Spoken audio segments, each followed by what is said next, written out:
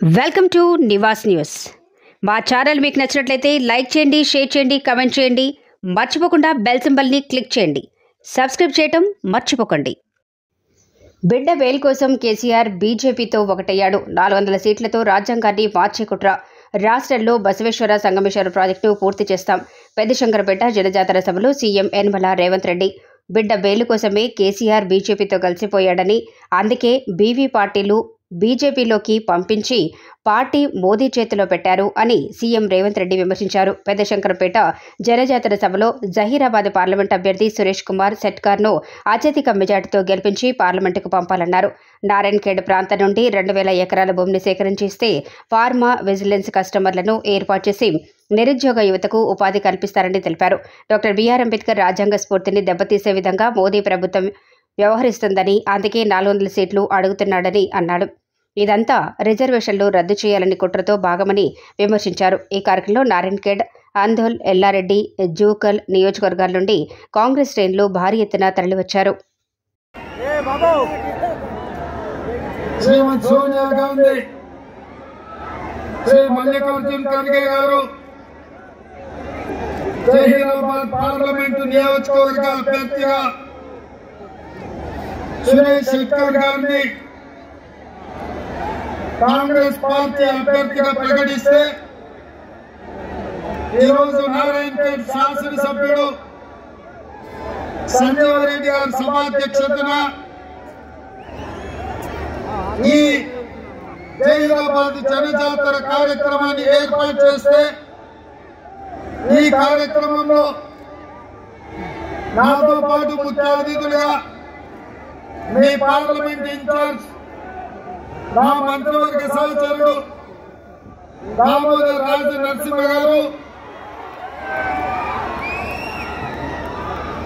అదేవిధంగా శాసనసభ్యులు మదన్ మోహన్ రావు గారు, లోకల్ శాసనసభ్యులు లక్ష్మీకాంతరావు గారు, ప్రభుత్వ ప్రత్యేక సలహాదారు మహమ్మద్ అలీ షబీర్ గారు, మాజీ మంత్రివర్యులు పెద్దలు మండవ వెంకటేశ్వరరావు గారు, మిత్రులు సంజీవ్ రెడ్డి గారు, హైదరాబాద్ పార్లమెంట్ కాంగ్రెస్ అభ్యర్థి మిత్రుడు సురేష్ శెట్కర్ గారు, మనందరి ప్రియతమ నాయకుడు రాష్ట్ర ముఖ్యమంత్రి, ధైర్యానికి, దార్శనికత్వానికి, తెగింపుకు పర్యాయపదమైన రేవంత్ రెడ్డి గారు, శాసనసభ్యులు మదన్ మోహన్ గారు, లక్ష్మీకాంత్ గారు, మాజీ శాసనసభ్యులు రవీంద్ర రెడ్డి గారు,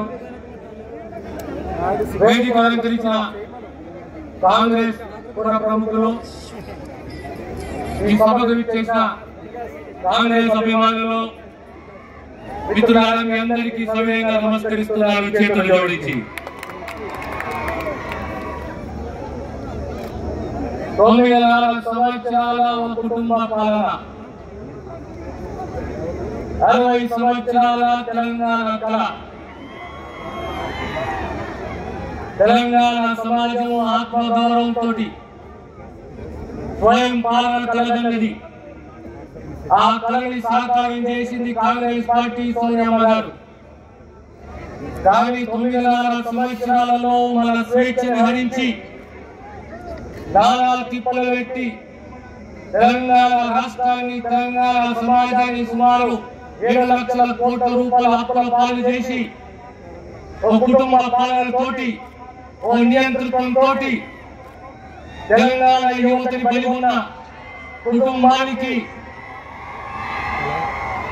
బాబాసాహెబ్ అంబేద్కర్ ఇచ్చిన రాజ్యాంగం ప్రకారము మనకున్న ఓటు, అమూల్యమైన ఓటుని, ప్రజాస్వామ్యాన్ని కాపాడుకుంటూ గొప్ప చరిత్ర కాంగ్రెస్ పార్టీని మళ్లీ గెలిపించి ఎంపీటీసీలో ముఖ్య కాంగ్రెస్ పార్టీ నాయకులు, కార్యకర్తలు మరి 3 నియోజకవర్గాల నుంచి వచ్చినటువంటి నా ప్రియమైన కాంగ్రెస్ సోదరులందరికీ కూడా శిరస్సు నుంచి నమస్కరిస్తా ఉన్నాను.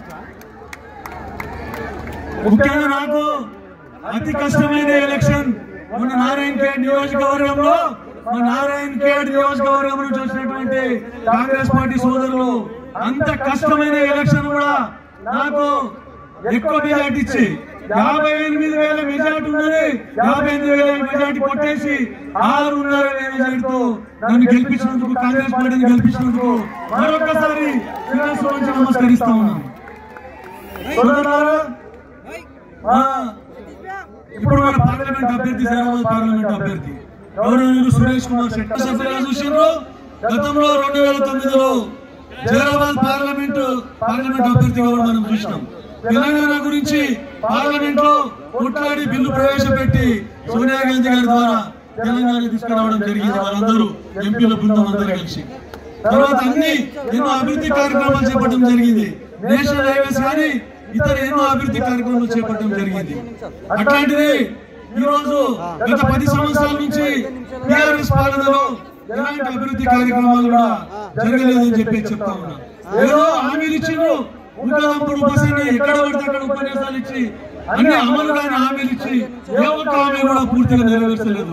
అదే మన గౌరవ ముఖ్యమంత్రి రేవంత్ రెడ్డి గారు మీరందరూ కాంగ్రెస్ ప్రభుత్వాన్ని గెలిపించిన తర్వాత సోనియా గాంధీ ప్రవేశపెట్టిన 6 గ్యారెంటీలలో కేవలం 100 రోజుల్లో అమలు చేసిన ఘనత రేవంత్ రెడ్డి గారిది, కాంగ్రెస్ పార్టీది, కాంగ్రెస్ ప్రభుత్వాన్ని చెప్తా ఉన్నారు. ఈ రోజు గొప్పగా మాట్లాడుతూ ఉన్నారు. రైతు రుణమాఫీ చేస్తే రాజీనామా చేస్తాడంట. రైతుల మీద మీకు ప్రేమ ఉందని చెప్పి అడుగుతా ఉన్నారు. అసలు మీరు వ్యవసాయం చేసిందా? హరీష్ రావు గారికి, కేటీఆర్ గారికి, చంద్రశేఖరరావు గారికి వ్యవసాయం గురించి తెలుసా? మీరు అధికారంలోకి వచ్చినాక పాములు కట్టుకున్నారు. కానీ మా నాయకుడు, మా ముఖ్యమంత్రి గారు రైతు కుటుంబంలో పుట్టి, వ్యవసాయ కుటుంబంలో పుట్టి రైతుల గురించే ఆయన తప్పన పనిచేస్తామని చెప్పి చెప్తా ఉన్నాను. ఆయన మీకెవరైనా ఉన్నారా? ఇంతకంటే మంచోడు, మెత్తటోడు, మీరు పిలిస్తే పలికేటోడు, మీ కండగా నిలబడేటోడు, ఆనాడు హైదరాబాద్ రాష్ట్ర విముక్తి కోసం నిజాంలకు వ్యతిరేకంగా రజాకర్ల కర్కశత్వానికి అడ్డంగా నిలబడి వాళ్ళ తాత కొట్లాడిండు. వాళ్ళ నాయన మంత్రిగా పనిచేసిండు. ఇవాళ 3వ తరం ఎమ్మెల్యే, ఎంపీగా సురేష్ శెట్కర్ గారు పనిచేసిండు. ఎక్కడైనా ఎవరైనా శెట్కర్ గారి మీద ఒక్క పైసా ఆరోపణ ఉన్నదా? మీరు ఆలోచన చేయండి. మరి ఏమన్నా ఇదే కాదు, మన జరిగిన శాసనసభ ఎన్నికల్లో సోనియమ్మ మల్లికార్జున ఖర్గే గారు సురేష్ శెట్కర్ గారికి నారాయణఖేడ్ ఎమ్మెల్యే టికెట్ ఇచ్చాడు. భీమామని చేతిలో పెట్టినాం. నా దగ్గరకు వచ్చి ఒక మాట చెప్పిండు, అన్నా నాకంటే సంజీవ రెడ్డి అయితే బాగుంటుంది, గెలుస్తాడు, నేను అండగా నిలబడతా, నా భీమాం సంజీవ రెడ్డికి నేను అండగా నిలబడతా అని ఇచ్చింది. నేను అడుగుతుంది ఇక్కడ ఉన్న కార్యకర్తల్ని, ఎవరైనా ఊర్లో వార్డు మెంబర్ అయినా, సర్పంచ్ అయినా, ఎంపీడీసీ అయినా, జడ్పీడీసీ అయినా వచ్చిన అవకాశం వదులుకునే ధర్మాత్ముడు ఎవరైనా ఉన్నారా? కానీ మన సోదరుడు సురేష్ శెట్కర్ ఎమ్మెల్యే భీమంను మిత్రుడు సంజీవ రెడ్డికి ఇచ్చాడు. త్యాగం అంటే ఇది, మిత్రధర్మం అంటే ఇది, పార్టీకి లాయల్టీ అంటే సురేష్ శెట్కర్. పార్టీ రావాలి, నారాయణఖేడ్లో కాంగ్రెస్ గెలవాలి, ప్రభుత్వం ఏర్పాటు చెయ్యాలి అని తనకు వచ్చిన ఎమ్మెల్యే టికెట్ కూడా సంజీవ రెడ్డి గారికి ఇచ్చారు. మరి ఇప్పుడు చెప్పుకుంటే మిత్రులారా, నిజాయితీకి మారిపోయారు, నీతికి మారిపోయారు. మీ ప్రాంత అభివృద్ధి కోసం కష్టపడేవాడు, వచ్చిన పదవిని మిత్రుల కోసం త్యాగం చేసినాడు. ఇవాళ కాంగ్రెస్ పార్టీ సోనియమ్మ మీ జైరాబాద్ ఎంపీగా నిలబెట్టింది. ఇవాళ మీరు అండగా నిలబడాల్సిన అవసరం ఉందా లేదా ఒక్కసారి ఆలోచన చేయండి. ఇవాళ నేను మిమ్మల్ని అందరినీ అడుగుతున్నా, ఈ రోజు సురేష్ శెట్కర్ హైదరాబాద్ లో 1,00,000 మెజార్టీతో గెలవకపోతే ఈ సమాజంలో మంచి చచ్చిపోతుంది, మంచికి విలువ ఉండదు. మంచి బతకాలి, మీ ప్రాంతం అభివృద్ధి జరగాలి అంటే సురేష్ శెట్కర్ ని 1,00,000 ఓట్లతో గెలిపించండి. సంజీవ రెడ్డి గారు అడిగిందే కాదు, ఈ వేదిక మీద నుంచి 3 అంశాలు చెప్తున్నా. Intermediate state rank, second rank, fourth rank ఎక్కడైతే వచ్చిందో అక్కడ 24/7 లైబ్రరీ కోసం నిరంతరం పిల్లలు చదువుకోవడానికి స్పెషల్ డెవలప్మెంట్ ఫండ్ నుంచి 2 కోట్ల రూపాయలు నిధులు ఈ వేదిక మీద నుంచి మంజూరు చేస్తున్నారు. అదేవిధంగా ఈ ప్రాంత అభివృద్ధి కోసం, ఆడబిడ్డల కోసం మహిళా ఐటీఐని కూడా ఎన్నికల కోడ్ వెంబడే నీకు మహిళా ఐటీఐని ఇచ్చే బాధ్యత నేను తీసుకుంటా. ఇదే కాకుండా ఆనాడు ఇందిరమ్మ రాజ్యంలో మీ ప్రాంతం అభివృద్ధి జరిగింది. ఇవాళ మీ ప్రాంతంలో పారిశ్రామికలు రావాలి అంటున్నారు. నేను సూచన చేస్తున్న పెద్దలు సురేష్ శెట్టర్, సంజయ్ రెడ్డి గారికి, మా అన్న తామన్నకు ఈ నారాయణగఢ్ ప్రాంతంలో 2000 ఎకరాల భూసేకరణ చేసి ఇవ్వండి. ఫార్మా కంపెనీలను మీకు తెచ్చి ఫార్మా క్లస్టర్, ఫార్మా విలేజ్ పెట్టి వేలాది మంది నిరుద్యోగ యువకులకు ఉద్యోగ ఉపాధి అవకాశాలు కల్పించే బాధ్యత నాది. మీరు భూమి అప్పచెప్పిన 30 రోజుల్లో మీకు ఫార్మా క్లస్టర్, ఫార్మా విలేజ్ మంజూరు చేసే బాధ్యత నాది అని చెప్పి మీ అందరి దగ్గర మీకు గ్యారంటీ ఇస్తున్న మిత్రులారా. కావాలంటే ఎస్సీ ఎస్టీ బలహీన వర్గాలకు అన్యాయం జరగాలంటే మీరు బీజేపీకి ఓటేయండి.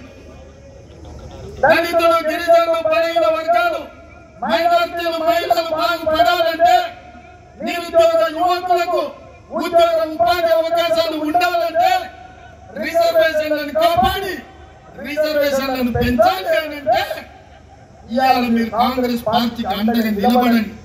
మీరే నిర్ణయించుకోండి. మీ భవిష్యత్తు మీ చేతుల్లో ఉంది. మీ పిల్లల